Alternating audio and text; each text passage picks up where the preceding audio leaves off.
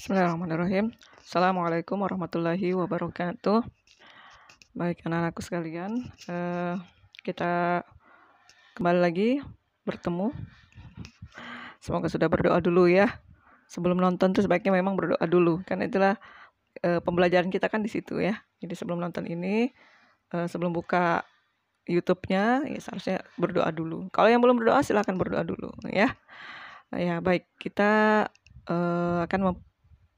Ustazah akan menyampaikan tentang pembelajaran BPI ya, yaitu Bina Pribadi Islami. Nah, yang lalu kita sudah membahas tentang puasa. Nah, sekarang kita akan bahas tentang konsep diri dalam Islam. Jadi, konsep diri dalam Islam. Maksudnya bagaimana sih diri kita ini gitu ya. Manusia kita ini manusia ya. Konsepnya itu seperti apa sih dalam Islam gitu ya, itu maksudnya. Nanti kita akan mempelajari insya Allah yang pertama adalah keistimewaan manusia ya. Yang kedua bangga terhadap keislaman diri, dan yang ketiga bagaimana cara untuk memperbaiki diri kita. Nah, inilah konsep diri dalam Islam. Jadi kita harus tahu dulu supaya kita tahu apa konsep Islam terhadap manusia ya. Maka yang harus kita ketahui adalah kita harus tahu bahwa betapa istimewanya kita sebagai seorang manusia. Nah, gitu ya. Nah, cuman kalau dibandingkan apa gitu ya, dibandingkan dengan makhluk yang lainnya. Gitu ya. Jadi mungkin hari ini cukup yang pertama dulu ya, yaitu tentang keistimewaan manusia yang akan kita bahas. Ya, sebelumnya mungkin saya ingin mengingatkan kembali lagi, kita ini adalah salah satu makhluk Allah. Namun di antara makhluk Allah yang lainnya gitu. Kalau dalam IPA, pelajaran IPA, makhluk hidup itu kan ada berapa yang kita tahu? Ada 3 kan ya. Yang pertama kita, tentu saja manusia. Lalu yang kedua hewan atau binatang. Lalu ada yang ketiga adalah tumbuhan ya, itu kan, itu adalah makhluk hidup. Ini kalau dalam konsep IPA. Nah, dalam Islam makhluk hidup itu tidak hanya 3 itu saja. Ya, itu memang makhluk hidup dan itu adalah ciptaan yang Allah. Ada lagi makhluk yang lainnya. Yaitu apa? Ya, yang jahat sekali. Sampai sekarang selalu ingin menggoda manusia. Apakah itu? Yaitu iblis ya. Iblis ini sejarahnya ini pernah tinggal di surga ya, gitu kan, namun terusir. Lalu akhirnya dia minta untuk dihidupkan sampai hari kiamat, namun diminta untuk bisa membawa manusia sebagai temannya nanti di neraka ya, gitu kan. Jadi jangan salah, iblis ini pernah mencicipi surga. Ya, ini adalah makhluk yang jahat ya, makhluk Allah. Ini makhluk juga, makhluk yang Allah ciptakan, namanya iblis. Lalu yang kedua, yang berkeberapa sih? Keempat ya, kan manusia, hewan, tumbuhan, iblis. Ada lagi yaitu yang selalu baik kepada ya selalu baiklah dia. Siapa itu? Yaitu para malaikat. Ini malaikat juga adalah makhluk Allah yang selalu baik. Kalau tadi iblis selalu jahat, maka ini malaikat ini selalu baik. Gitu ya. Berapa sudah? 5 ya. Tambah 1 lagi. Nah, ini jangan dilupa. Ini dia mirip-mirip dengan manusia. Kalau tadi iblis kan selalu jahat. Kalau malaikat selalu baik. Nah, ini sama kayak manusia. Kadang jahat, kadang baik. Yaitu apa? Yaitu jin ya. Jadi ada 6 kan itu ya. Kita, manusia, hewan, tumbuhan, iblis, setan, dan jin ya. Bukan maksudnya jin itu bagus ya, jin. Ya, jadi itu jin. Ada 6 makhluk hidup yang Allah ciptakan. Salah satunya adalah kita. Nah, di antara makhluk hidup ini, yang 6 itu tadi yang Ustazah sebutkan, maka manusia inilah yang paling baik, yang paling istimewa. maka bersyukurlah kita menjadi seorang manusia. Allah tidak ciptakan kita sebagai misalnya hewan. Mungkin kita bilang, oh, lebih baik jadi hewan kali ya. Selucu-lucunya hewan, misalnya apa? Lucu itu apa? Panda, kupu-kupu. Selucu-lucunya hewan, secantik-cantiknya mungkin hewan, atau misalnya secantiknya bunga matahari atau bunga apa itu, maka jauh lebih baik ketika kita menjadi manusia. Nah, itu kan. Ya, cuman kalau perbandingannya cuma hewan, tumbuhan, ternyata kita tetap lebih baik walaupun dibandingkan lagi dengan makhluk yang lainnya tadi itu. Ada iblis, ada malaikat, ada jin. Baik, kita lihat dulu. Nah, apa keistimewaan manusia dari 5 makhluk lainnya? Ya, jadi ada 5 juga keistimewaannya dibandingkan 5 makhluk lainnya, ya kan? Yang pertama adalah memiliki ilmu pengetahuan. Jadi, di antara semua makhluk yang Allah ciptakan, alhamdulillah, kita yang paling terbaik ini yang Allah ciptakan. Makanya alhamdulillah kita jadi manusia ya. Allah tidak ciptakan kita jadi hewan, tidak ciptakan kita jadi pohon gitu ya. Maka alhamdulillah. Salah satu yang keistimewaan kita adalah kita memiliki ilmu pengetahuan. Dan inilah yang ketika dicoba, nah ini kalau menurut sejarahnya ketika waktu itu ya, iblis masih di surga, itu ada perintah untuk sujud kepada manusia.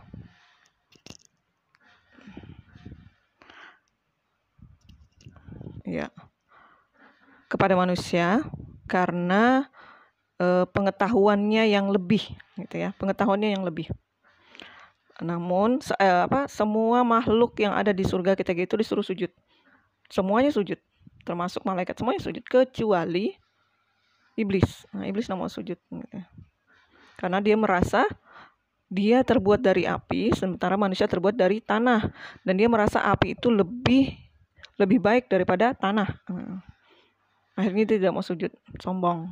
Akhirnya terkeluar dari surga. Nah, bayangkan tuh, iblis yang pernah mencicipi surga akhirnya terkeluar gara-gara sombong. Jadi kita jangan, nauzubillah min dzalik, jangan sampai kita sombong. Nah, apa kaitannya tadi dengan ilmu pengetahuan? Kenapa? Karena ketika Nabi Adam ya, waktu itu diperintahkan untuk mengucapkan kembali benda-benda yang disebutkan oleh Allah, maka Nabi Adam bisa menyebutnya kembali. Namun tidak dengan malaikat, gitu ya. Ketika ditanya ini apa, misalnya ini warna biru, ini warna merah, gitu. Nabi Adam bisa menyebutkannya kembali, ya karena itu tadi memiliki ilmu pengetahuan. Ketika diberitahu ngerti. Tapi malaikat tak ngerti dia, nah gitu ya. Nah, makanya itu kehebatannya kita. Dan kita bisa bayangkan gitu ya, misalnya ya, jadi kalau ada manusia tidak memiliki ilmu pengetahuan, maka kuranglah sisi kemanusiaannya.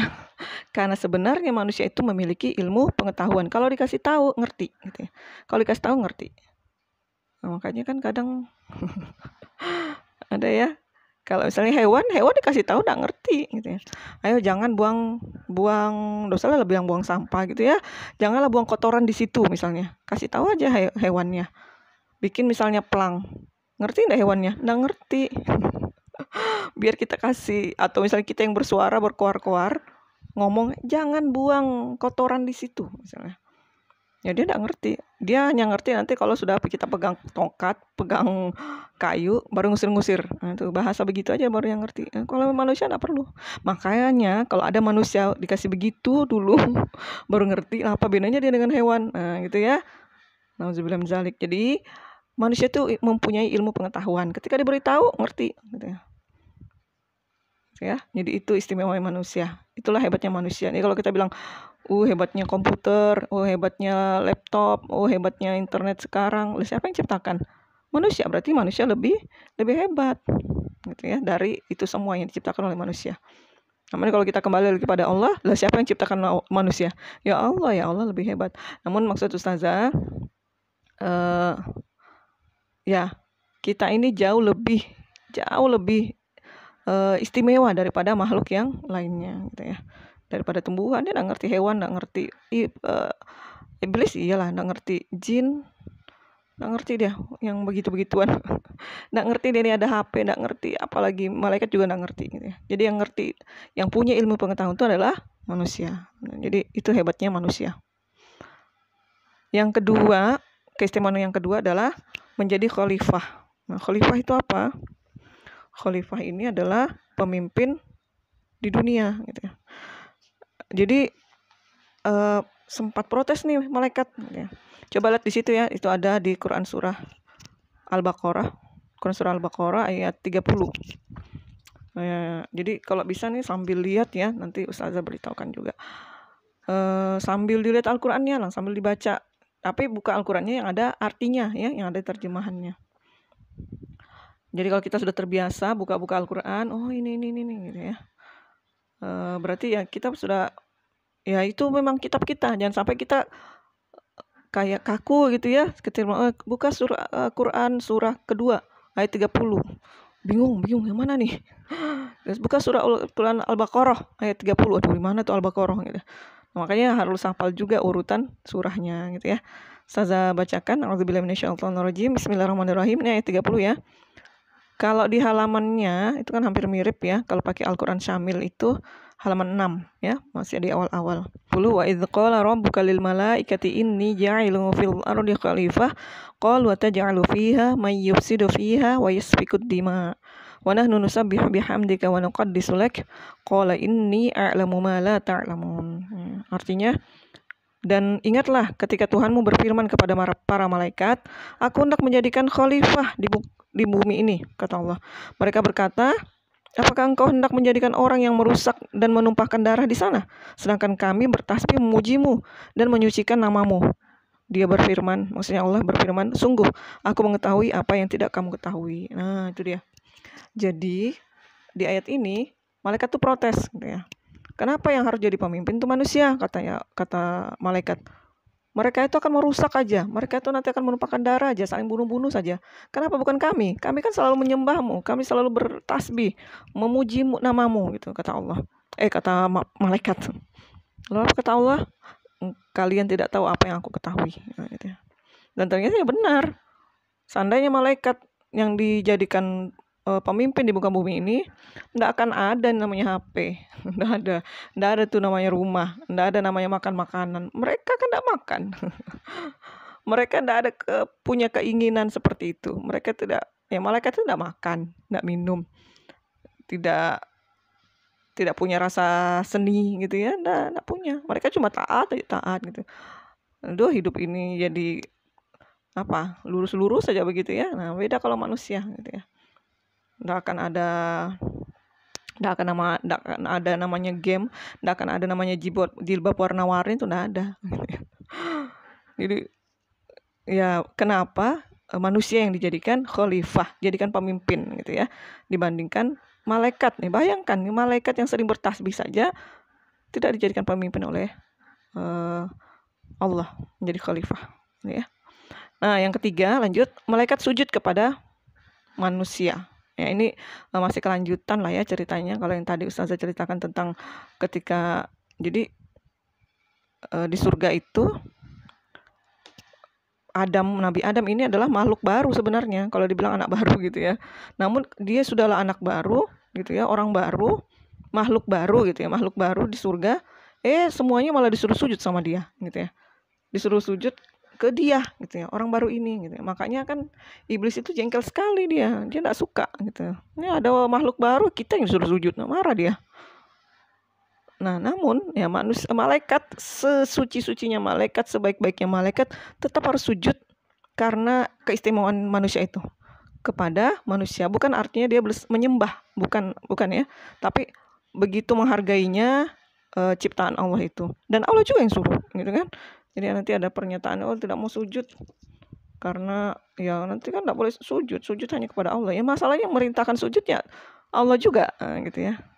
Jadi ada di Quran surah Sad ayat 71 sampai 72. Selanjutnya Ustazah bacakan artinya ya. Di ayat 71, ingatlah ketika Tuhanmu berfirman kepada malaikat, sesungguhnya aku akan menciptakan manusia dari tanah. Di ayat 72. Nanti hilang lagi nih. Di ayat 72, Kemudian apabila telah aku sempurnakan kejadiannya dan aku tiupkan ruh ciptaanku kepadanya, maka tunduklah kamu dengan bersujud kepadanya. Ya, itu bayangkan. Makhluk yang paling taat kepada Allah disuruh sujud kepada manusia. Begitulah istimewanya manusia. Itu ya, luar biasa kita nih sampai disujuti sama malaikat waktu awal-awal penciptaan di surga gitu ya. Jadi kita nih istimewa sekali gitu ya. Yang keempat, memiliki akal yang sempurna untuk mengetahui baik dan buruk. Ya, baik yang dan buruk itu ya manusia secara fitrah ya, secara umum itu ya tahu yang mana baik, yang mana buruk sebenarnya, itu pasti tahu gitu ya. Kecuali kalau dia belum sempurna atau tidak sempurna. Makanya kadang hukum-hukum Islam itu tidak berlaku bagi orang yang tidak waras atau orang gila, gitu kan. Misalnya syarat wajib sholat, 1 muslim, 2 berakal sehat, itu. Nah, berakal sehat ini adalah yang ngerti yang mana baik, yang mana buruk. Jadi kalau yang tidak umumnya ya mungkin ada orang gila, makanya tidak berlaku. Namun secara umum ya semua pasti ngerti yang mana baik, yang mana buruk, gitu ya. Makanya sempurna mengerti baik dan buruk itu ketika manusia sudah balik, nah gitu ya. Makanya sudah dikenakan pahala dan dosa. Ini kalian yang sudah balik, bagaimana tanda-tanda balik ya? Nanti silakan tanya bapaknya, ayahnya, abinya dan sebagainya ya. Karena ini laki-laki semua ya. Tapi kalau Ustazah dengar sudah suaranya sudah berubah ya sudah itu. Sudah ada jakunnya, nah itu berarti itu sudah balik gitu ya. Perubahan, salah satunya adalah perubahan suara. Apa kata Allah? Kita tuh memang diberikan ilham. Fa'alhamaha di surah Asy-Syams. Ini kalau yang sudah munaqashah hafal juz 30 ayat 7 sampai 10 ini yang saya sebutkan ayat 8. Fa'alhamaha fujuraha wa taqwaha. Jadi Allah mengilhamkan kepada manusia itu adalah jalan yang buruk dan jalan yang baik. Fujuraha wa taqwaha, yang fujur dan yang takwa gitu ya. Jadi kita sebenarnya kasih 2 jalan dan kita ngerti itu. Oh ini baik, oh ini buruk gitu. Nah. Oh jangan bohong ya. Kita ngerti itu enggak bagus gitu ya. Walaupun bukan orang Islam sekalipun, secara naluri kita itu tahu bahwa oh itu baik atau oh ini buruk gitu. Ya kita ngerti. Hewan enggak ngerti. Tumbuhan apalagi. Kalau malaikat ya sudah dia taat aja terus. Iblis dia enggak ngerti, pokoknya jahat aja terus. Nah gitu ya. Sebenarnya mirip jin itu ngerti juga. Cuman kalau kenapa kita lebih istimewa daripada dia?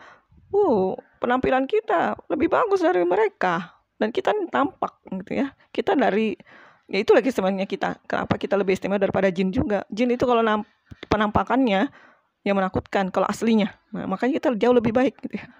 Yang orang bilang hantu, padahal bukan, itu jin ya.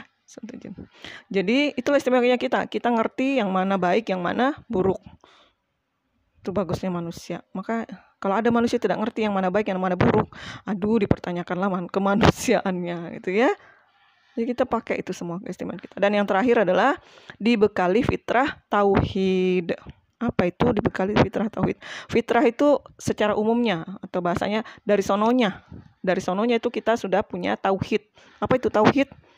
Ingin bersandar pada satu zat yang serba maha, atau setiap manusia itu secara umum dari sononya memang butuh Tuhan gitu, butuh yang namanya satu Tuhan. Nah inilah konsep asyhadu alla ilaha illallah, aku bersaksi bahwa tidak ada sesembahan yang wajib disembah hanya kecuali Allah gitu ya. Jadi kalau ada yang mengaku ateis gitu ya, mengaku tidak punya Tuhan, atau bangsa komunis, itu sebenarnya dia sedang menyalahi fitrahnya gitu. Fitrah itu apa ya? Misalnya gini, fitrah sebagai laki-laki. Fitrah sebagai laki-laki itu dia tegas, gentle, suka main bola misalnya gitu ya, suka main game. Itu fitrah laki-laki. Nah, itu maksudnya ya. Nah, fitrah kita sebagai manusia kenapa jadi kesini? Fitrah kita sebagai manusia, secara umum manusia itu memang butuh yang namanya Tuhan, yang namanya zat serba maha, yaitu Tuhan. Maka kalau ada yang mengatakan tidak ada tuh Tuhan misalnya gitu ya, auzubillahi min dzalik, Ya bohong, sebenarnya dia sedang membohongi dirinya sendiri. Jadi kalau misalnya ada laki-laki yang tidak tegas gitu ya, yang aduh lembek, mayu, nah itu berarti dia sedang menyalahi fitrahnya gitu ya. Makanya kalau kalau jadi laki-laki ya begitu. Gitu, itu adalah fitrahnya. Nah, itu maksudnya ya. Jadi fitrah manusia ini sudah dibekali dari sononya, dari sananya, bahwa kita itu selalu butuh terhadap Tuhan. Walaupun misalnya dia lahir dari bukan keluarga muslim, dia lahir dari keluarga yang ya bukan muslim, maka dia akan selalu mencari kepingin pokoknya ada satu Tuhan. Nah, gitu ya. Jadi ada satu cerita nih ya, istri presiden dulu tuh Uni Soviet apa Rusia ya, pokoknya ya itu satu ya, dulu Uni Soviet namanya, sekarang Rusia, yang komunis gitu. Jadi mereka itu kan tidak percaya akan adanya Tuhan. Lalu kemudian ada pertunjukan pesawat tempur ya, mereka duduknya ya VVIP lah gitu ya, namanya juga istri presiden, duduk di depan. Sekalinya ada pesawat yang tiba-tiba menukik dekat penonton, menukik gitu, langsung baru naik kembali lagi, dan spontan si istri itu langsung bilang, oh my god gitu, kaget ya. Nah, siapa yang disebut? Oh Tuhanku gitu ya. Kalau kita oh my OMG gitu ya, anak-anak sekarang, oh my god katanya, dia ternyata lagi butuh siapa? Butuh Tuhan gitu ya. Padahal dia ini adalah orang komunis. Nah bayangkan ya, seperti itu ya. Jadi sebenarnya sedang menyalahi fitrahnya, sedang menyalahi sifatnya sendiri kalau dia tidak mempercayai adanya Tuhan. Kita tuh pasti akan selalu butuh dengan yang namanya Tuhan, yaitu Allah gitu. Kita butuh sekali gitu ya. Nah, itu hebatnya, keistimewaannya manusia, dia ngerti gitu ya. Ya, mungkin itu yang dulu bisa Ustazah sampaikan, itu tentang keistimewaan manusia. Jadi ya alhamdulillah gitu ya, kita sebagai manusia, alhamdulillah kita diciptakan sebagai manusia, dan bukan artinya kita harus berbangga ya, justru kita harus banyak-banyak bersyukur kepada Allah gitu ya. Allah, terima kasih Engkau sudah ciptakan aku sebagai manusia, untung bukan sebagai hewan, untung bukan sebagai tumbuhan gitu ya. Ya, seperti itu. Jadi banyak-banyak kita bersyukur ya, semua anak-anakku sekalian. Inilah salah satu yang kadang juga terlupakan oleh kita, bahwa oh, ini nikmat yang luar biasa, kita diciptakan sebagai manusia, bukan makhluk yang lainnya. Ya, demikian dari Ustazah, semoga bisa dipahami dari Ustazah. Assalamualaikum warahmatullahi wabarakatuh.